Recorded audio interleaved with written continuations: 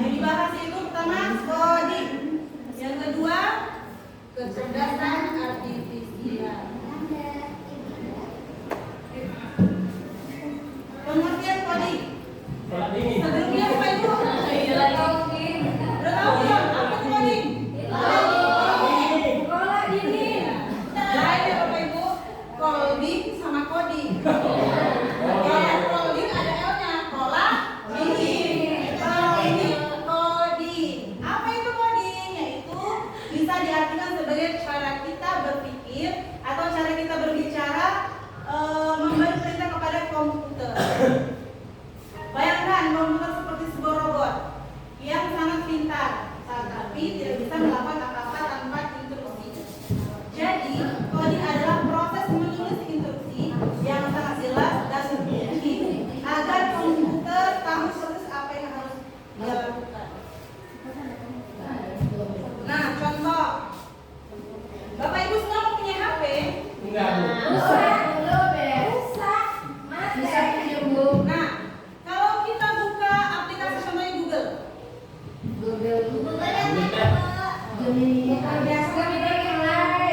biasa. Kalau bisa kita ketikkan, dia keluar nggak pengetahuan apa yang kita cari?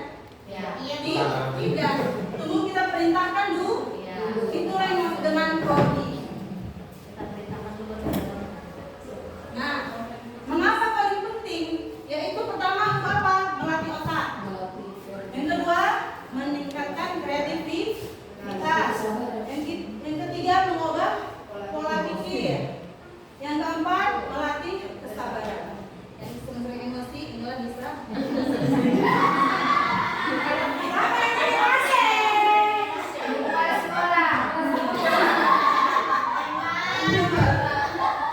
Pengertian kecerdasan artifisial atau AI.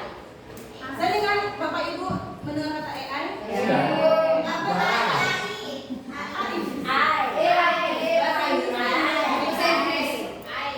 Nah, secara sederhana, kecerdasan artifisial dapat diibaratkan seperti sebuah teknologi memiliki otak untuk memecahkan masalah. Ia dapat belajar dari data, mengenali pola, dan membuat keputusan. Mirip seperti cara berpikir manusia. Tujuannya apa? Tujuannya untuk membantu kita dalam berbagai pekerjaan, dalam aktivitas sehari-hari, membuat hidup kita menjadi lebih mudah dan efisien. Contoh, Bapak Ibu membuat modul ajar pakai apa? Ada kan pernah dengar membuat modul ajar dalam waktu 5 menit? Pernah dengar? Nah, inilah dia fungsinya kecerdasan artifisial dengan bantuan komputer, membantu kita dalam pekerjaan. Nah, elemen dalam coding dan kecerdasan artifisial ada 4. Pertama, dekomposisi. Yang kedua, pengenalan pola. Yang ketiga, abstraksi. Dan yang keempat, algoritma. Kita kupas satu ya. Nah, ini dekomposisi yaitu proses memecahkan masalah kompleks menjadi bagian-bagian yang lebih kecil dan lebih dapat dikelola. Yang kedua, pengenalan pola, yaitu proses identifikasi pola atau kesamaan yang berulang dalam data. Yang ketiga, abstrak, proses menyaring informasi yang tidak perlu dan fokus pada detail yang relevan, yang penting untuk memecahkan masalah yang dihadapi. Dan yang keempat, algoritma, melibatkan pengembangan urutan instruksi yang logis dan bertahap untuk mencapai solusi. Nah, Bapak Ibu, kenapa Menteri Pendidikan kita mengeluarkan coding dan kecerdasan artifisial? Nggak tahu. Ada lagi kerjaannya. Mengikuti jalan Bu. Mengikuti jalan digitalisasi. Itu berwarna mengikuti zaman. Nah, ternyata kenapa Bapak Menteri kita mengeluarkan materi pembelajaran ini? Yang pertama, kita Indonesia terlalu jauh dengan teknologi. Sudah terlalu jauh dengan sama Jepang dan Cina. Dia ketinggalan lah ya. Di sana Jepang dan Cina. Lalu untuk di fase C. Kalau di SD fase C kelas berapa? 5 dan 6. Nah, kenapa untuk di SD anak kita itu harus sudah paham tentang dasar-dasar komputer. Nanti di fase D, SMP, E dan F itu untuk SMA. Anak SMP itu nanti sudah bisa mengaplikasi komputer. Dan untuk SMA nanti anak-anak itu sudah bisa membuat program atau aplikasi. Itulah kenapa Bapak Menteri mengeluarkan mata pelajaran ini. Nah, manfaat kecerdasan artifisial. Yang pertama, ayo bantu baca dulu ya, siapa? Pak Bona. Ya. Ayo Pak Bona, yang pertama membantu menyelesaikan pekerjaan dengan lebih cepat. Ya, terus? Membuat hidup lebih mudah dan nyaman. Ya, terus? Selanjutnya meningkatkan kreativitas dan menciptakan hal baru. Ya. Serta dapat bekerja tanpa lelah dan sangat akurat. Ya, itu. Dapat dipahami? Sama. Nah, kerugiannya ada juga. Setelah manfaat juga ada kerugian. Apa itu kerugiannya? Yang itu pertama bisa mengambil pekerjaan manusia. Contoh, pernah nggak Bapak Ibu ke rumah sakit? Nah kan? Nah, sebelum kita masuk rumah sakit, mau masuk itu kan ada tukang parkir kan? Kita pencet, keluarlah, daftar, antrian. Sekarang Bapak Ibu, pekerjaan tukang parkir sudah dihapuskan. Kenapa? Sudah ada, artinya Bu, cuman untuk yang ngasih kartunya sudah digantikan dengan AI. Itulah dia bisa mengambil pekerjaan. Anehnya Bu, parkir kita datang nggak ada orangnya. Kita mau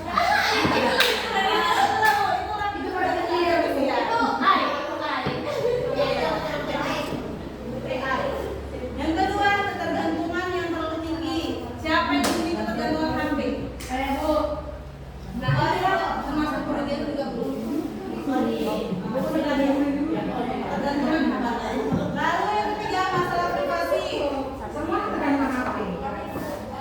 Nah, masalah privasi ini Bapak Ibu, kan ada kan kita aplikasi ASN ditambah dengan aplikasi autentik ya, supaya data-data kita tidak bisa dibobol. Baru kurangnya perasaan dan emosi.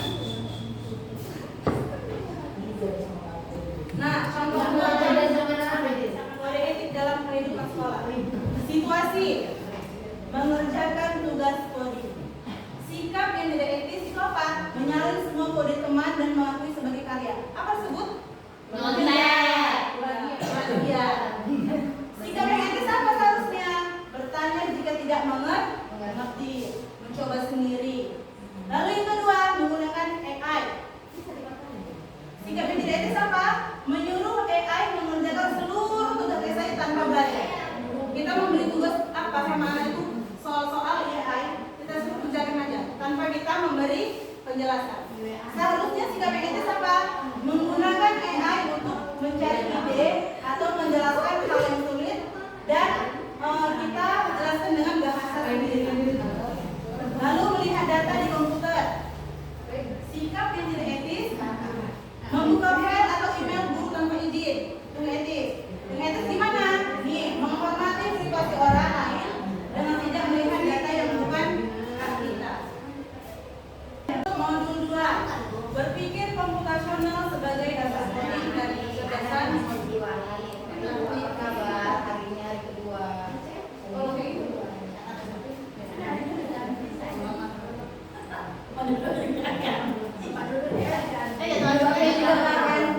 Ini orang ini nggak pulang kayaknya. Oke Bapak Ibu, sekarang kita hari kedua lanjut modul 2. Berpikir komputasional sebagai dasar coding dan kecerdasan artifisial. Apa itu komputasional? Yaitu berpikir komputasional yaitu cara berpikir untuk menyelesaikan masalah layaknya komputer. Bukan berarti kita harus jadi robot, tetapi cara berpikir ini membantu kita memecahkan masalah besar menjadi bagian-bagian yang lebih mudah diselesaikan. Berpikir komputasional melatih otak agar tetap dapat berpikir secara logis dan sistematis, sehingga mampu menyelesaikan masalah lainnya yang berhubungan dengan dalam kehidupan sehari-hari. Nah, Bapak Ibu, di sini anak-anak diajarkan menjadi berpikir seperti logis. Apa itu logis? Berpikir logika dan juga sistematis. Apa itu sistematis? Seperti alur, langkah-langkah, prosedur, seperti itulah. Lanjut.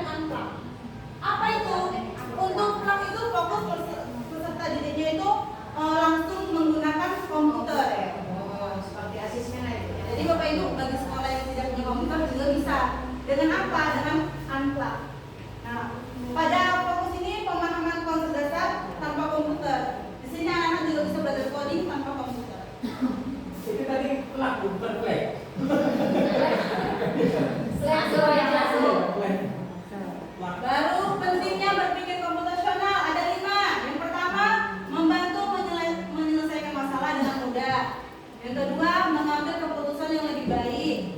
Yang ketiga, mengajarkan berpikir secara kreatif. Yang keempat, membantu menghemat waktu.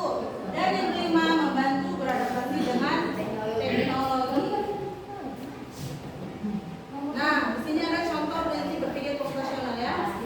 Yang pertama, dekomposisi, pemecahan masalah. Contohnya, membuat es batu, membuat daftar checklist bahan apa aja yang harus disiapkan. Nah, Bapak Ibu, nanti anak-anak itu kita suruh berpikir untuk membuat es batu apa aja bahan-bahan. Nah, itulah yang dimaksud dengan dekomposisi. Lalu yang kedua, pengenalan pola. Nah, di sini nanti ada apa anak didik kita itu kita ajarkan nih, seperti contohnya matematika. Ini angka berapa? 2. Supaya jadi 4 ditambah berapa, Nak? 2. Oh, jadi 4 ditambah lagi 2. 6. Teruslah selanjutnya. Itu yang dinamakan dengan pola. Untuk selanjutnya abstrak. Guru menyiapkan beberapa kartu berisi deskripsi singkat. Contohnya, aku adalah tempat orang membeli makanan. Ada meja, ada kursi, tapi bukan di rumah. Aku di mana? Nah, anak-anak itu diajak kita berimajinasi. Jawabannya adalah di restoran. Bisa juga seperti anak-anak. Cuma bisa. Oke, terakhir algoritma. Nah, thinking atau berpikir algoritma. Nah, di sini nanti Bapak Ibu anak-anak itu kita kasih tugas. Contohnya seperti ini. Cara membuat es batu menggunakan plastik. Apa aja bahannya, Nak? Pertama, siapkan alat dan bahan. Yaitu pertama, masukkan air ke dalam plastik. Lalu diapain? Ikat. Nanti anak-anak langsung ini diskusi. Lalu masukkan ke dalam freezer. Lalu diamkan sampai Nah, di sini ada 4 ya Bapak Ibu prinsip utama dalam berpikir komputasional. Yang pertama kita kupas dekomposisi. Nah, di sini ada contohnya. Komposisi bilangan Caca sampai 100. Lihat, ini angka berapa? 10.000 ditambah 5.000 ditambah 200 ditambah 30 dan ini satuannya jadi 15.230. Nah, begitulah cara berpikir. Coba dulu siapa yang mau ke depan mengerjakan soal nomor 2. Ada hadiahnya. Ada. Oke. Ayo, siapa yang mau gerak? Cuma juga. Ajak itu tidak.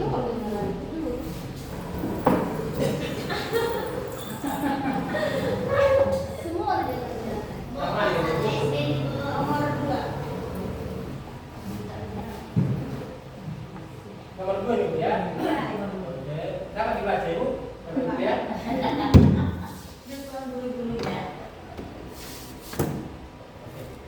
Benar anak-anak? Benar. Oke, ini sebagai contoh aja ya Bapak Ibu, kita lanjutkan. Ini adalah yang dimaksud dengan dekomposisi. Anak-anak itu masalah besar bisa menjadi kecil.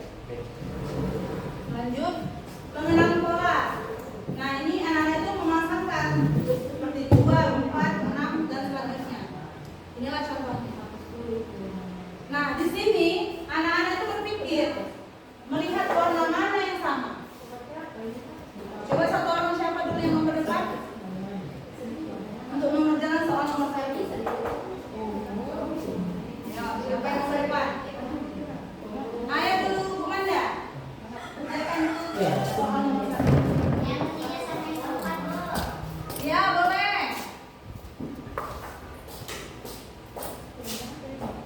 Nah, Bapak Ibu, ini juga termasuk contoh coding yang analog tanpa komputer. Terus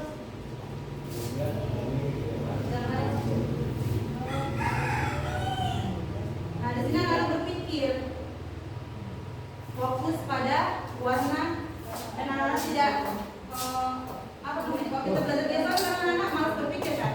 Contohnya aja ujian, mau instan, mau cepat. Nah, di sini ini yang dimaksud dengan pelajaran coding. Lalu abstrak, fokus pada hal-hal yang penting dan mengabaikan detail yang tidak relevan. Contohnya apa? Saat melihat peta. Contohnya Bapak Ibu melihat Google Maps mencari alamat. Kalian hanya butuh imajinasi jalan utama. Di Tidak perlu tahu setiap detail pohon atau rumah kiri kanan, hanya tahu alamatnya saja. Nah, inilah contohnya. Nanti Bapak Ibu anak-anak itu melihat warna. Disinilah anak-anak itu mengerjakan. Coba dulu satu orang, siapa mau ke depan? Ayo, sama-sama belajar kita Bapak Ibu. Ayo, siapa yang mau ke depan? Ayo Bu Lina. Tanda panahnya aja gitu kan. Ayo, Bu Koza. Boleh? Satu aja yang penting kita paham. Nah, ini juga salah satu contoh coding unplug yang tanpa komputer. Berarti guru harus mengikuti Iya, Bu. kayaknya. Ini nama komputer. Ada dulu kan Bisa di-print. Pilih tanda panahnya. Kalau warna merah tanda panahnya ke sana, kalau kuning ke bawah. Ikuti warna aja, Bu. Kalau nggak apa panahnya. Kalau kuning itu bagian kuning untuk Iya, kalau kuning oh, enak Mbak. Nah, ini lagi masuk dengan Kenapa ada sih tanda panahnya makanya nggak nyata. saya cuma tahu warna kuning ya. ya tetap komputer.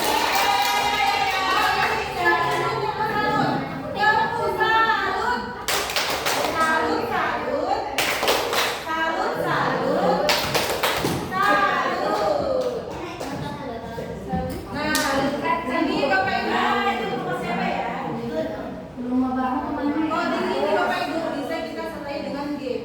Nah, ini saya buat gamenya ini buat video semalam. Nah, di sini itu main game. gunakan pensil untuk menelusuri jalur dari titik awal hingga kurma. Yang dicari hanya kurma. Hindari rintangan seperti es krim, permen dan jam. Jadi anak itu nanti mencari jalur supaya sampai menuju kurma. Ini juga sama dengan game. Nah, yang terakhir algoritma. Apa itu? Membuat langkah-langkah yang terstruktur untuk menyelesaikan masalah. Contoh, memasak nasi goreng adalah sebuah algoritma. Apa itu? Sebelum memasaknya, mulai dari memanaskan minyak, baru menumis bumbu sampai menyajikan. Nah, ini macam banyak. Kegiatanku sehari-hari. Yang pertama, bangun pagi. Lalu apa lagi setelah bangun pagi? Sarapan. Lalu jalan ke sekolah. Lalu belajar di sekolah. Lalu school dan belajar di rumah. Seperti itu Bapak Ibu algoritma. Kalau dari rumah mana? Mengikuti Cuma ada warna kuning ya? Kuning sama. Ya, contohnya lah kita nanya sama anak murid kan. Anak ibu, sebelum kita mau ke sekolah, sebelum kita mau ke sekolah dari bangun tidur, apa aja yang kita kerjakan? Pertama bangun tidur. Setelah bangun tidur ngapain? Nah, sampailah anak itu pergi ke sekolah. Seperti itu algoritma. Nah, pastinya sini kita berkelompok ya. Ada 3 kelompok, kelompok 1, 2, 3. Makan, gimana Bu?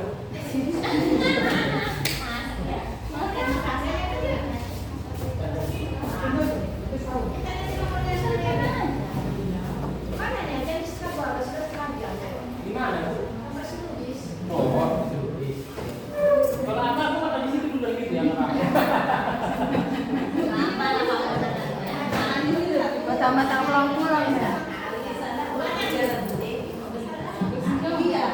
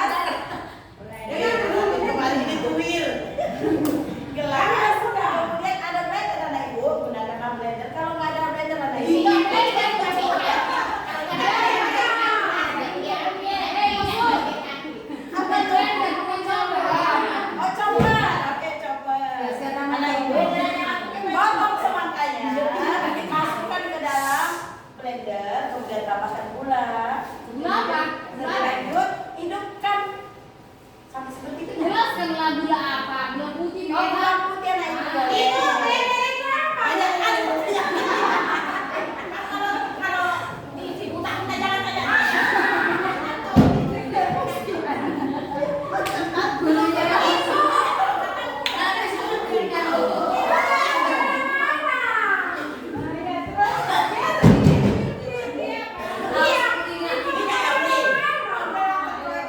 Terus lanjut. Susu nih tadi buat susu. Susu apa nih?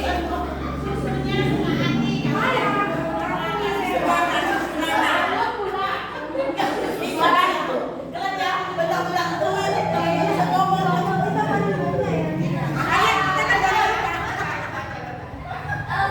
Masukkan ke dalam blender, tuang ke dalam gelas, kemudian tambahkan susu anak ibu. Kalau nggak ada susu, banyak mamanya susu apa? Masukkanlah es batu ganasnya. Susu Masuk. Siap.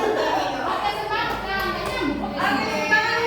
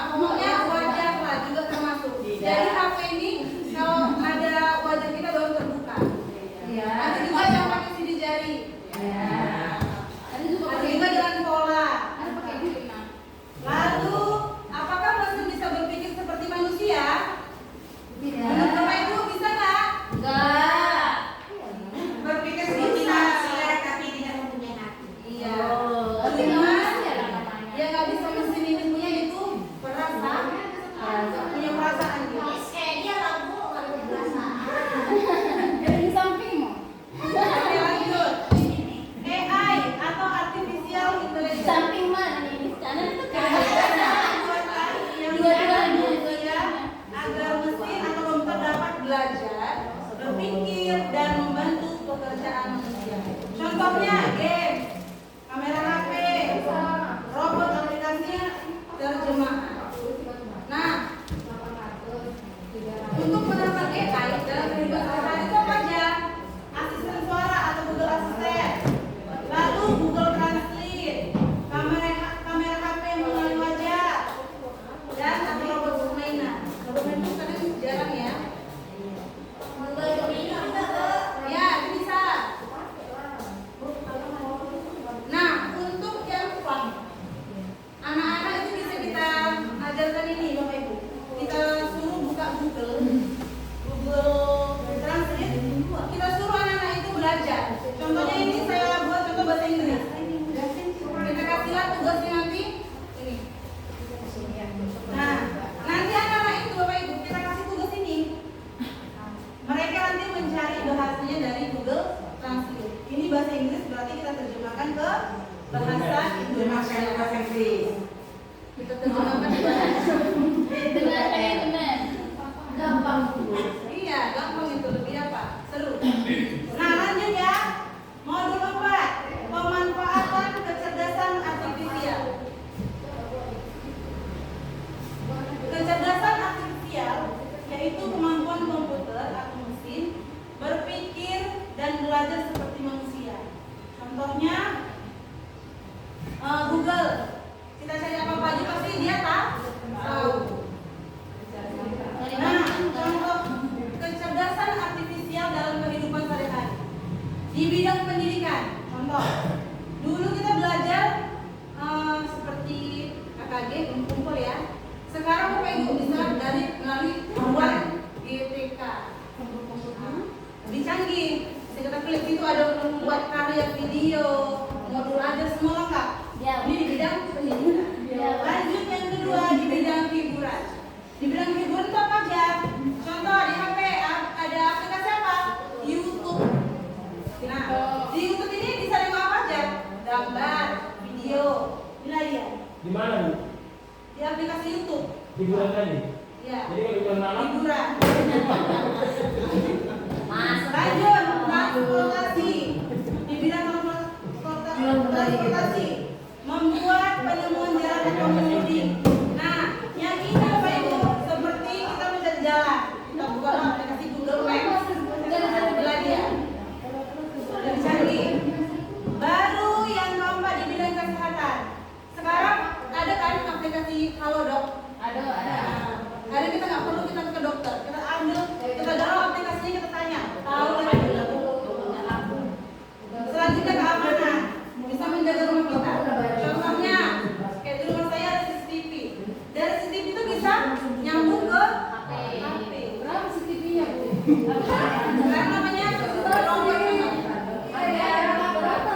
Beli Shopee. Lanjut tantangan. Tantangannya itu anak murid harus mempunyai data atau paket. Lalu apalagi aturan dan keamanan data. Datanya harus aman. Anak-anak itu bisa nanti kita bicaranya enggak. Baru teknologi terbatas. Belum semua teknologi kecerdasan artifisial boleh dijangkau. Lalu kecerdasan artifisial kurang. Indonesia banyak ahli bidang ini. Nah, tantangan etika dan sosial. Yang pertama apa? Plagiarisme atau plagiat, lalu hoax, diskriminasi, pelanggaran privasi. Untuk tantangan sosialnya apa? Penyebaran hoax. Baru yang ketiga, selanjutnya ketimpangan akses teknologi dan pentingnya edukasi masyarakat.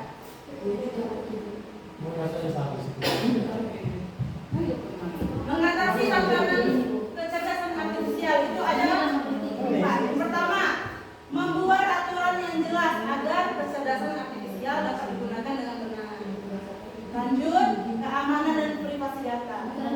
Melindungi data pribadi agar tidak disalahgunakan. Banyak salah gunakan. Oke, contohnya Facebook. Contohnya Pak Bono lah contohnya.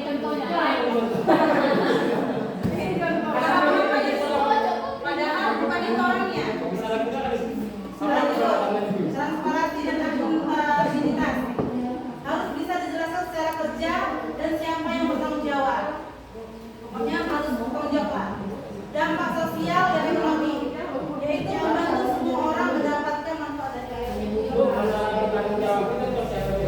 Kalau nggak ada kamu kita jawabnya apa?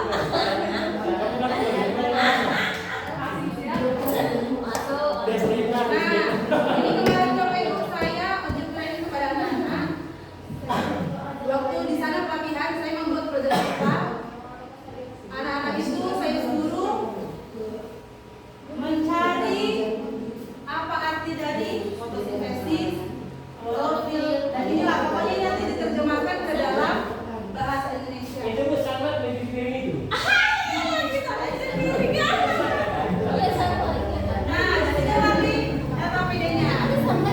Nanti anak-anak Bapak Ibu mencari kalimat ini diubah ke dalam bahasa Indonesia ya. Lalu dijelaskan makna fotosintesis apa Mas? Itulah pengertian plak. Anak-anak itu belajar dari komputer. Langsung dia mencari di komputer, mengkomunikasi dan mengerjakan tugas. Nah, ada juga manfaat dan kerugian. Yang pertama, manfaatnya membantu pekerjaan manusia, lalu memudahkan belajar. Kita pun kadang Bapak Ibu sebagai guru kadang lupa kan? Kita carilah di Google, belajar yang lain. Lalu meningkatkan efisiensi. Kerugiannya apa? Bisa membuat orang malas. Betul. Kenapa? Yang seharusnya kita bisa berpikir karena tanya aja lah. Bisa membuat orang malas. Malas. Baru kurangnya interaksi sosial. Karena semua di HP udah ada semua, malas bersosialisasi. Iya.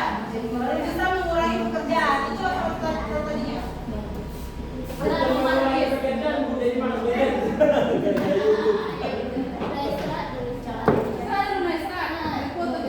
Nah, dari itu waktu wajib training di sana saya tanya lah apa pelajaran yang sudah dipelajari tentang AI. Yang mereka jawab. Baru perasaan terhadap teknologi. Senang nggak mereka belajar ini? Senang. Baru apa tindakan lanjutnya apa? Saya buatlah kegiatan yang itu Bapak Ibu membuat poster. Nanti anak itu berkreasi poster dari Canva. ada majalah dinding lah. Padahal di perpustakaan itu. Pokoknya nanti anak berkreasi lagi. Dari itu.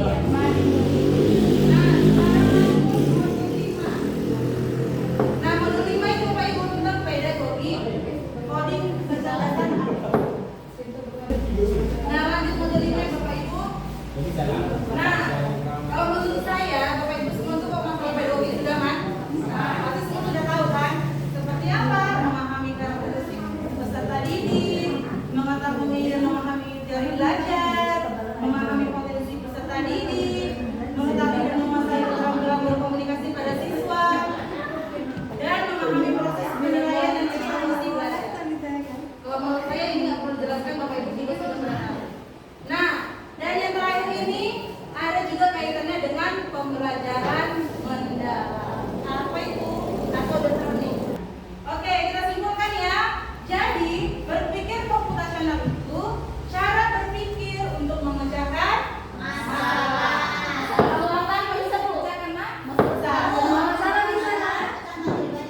Lalu coding, apa itu coding? Cara kita memberi perintah kepada komputer. Oke, inilah dia ya. Komputer kecerdasan artifisial AI, komputer yang bisa belajar dan berpikir seperti manusia. Kenapa yang nggak bisa komputer punya? Yaitu perasaan. Semua tahu dia, apapun kita cari tahu. Nah, kesimpulannya ketiganya sangat berkaitan dengan dan sangat berguna di era digital saat ini. Dengan menggunakan ketiganya, Bapak Ibu semua bisa menjadi problem solver yang andal di masa depan. Oke, tepuk tangan dulu buat kita semua Bapak Ibu. Sekian presentasi saya pada hari ini atau pembahasan saya pada hari ini. Saya ucapkan wassalamualaikum warahmatullahi wabarakatuh.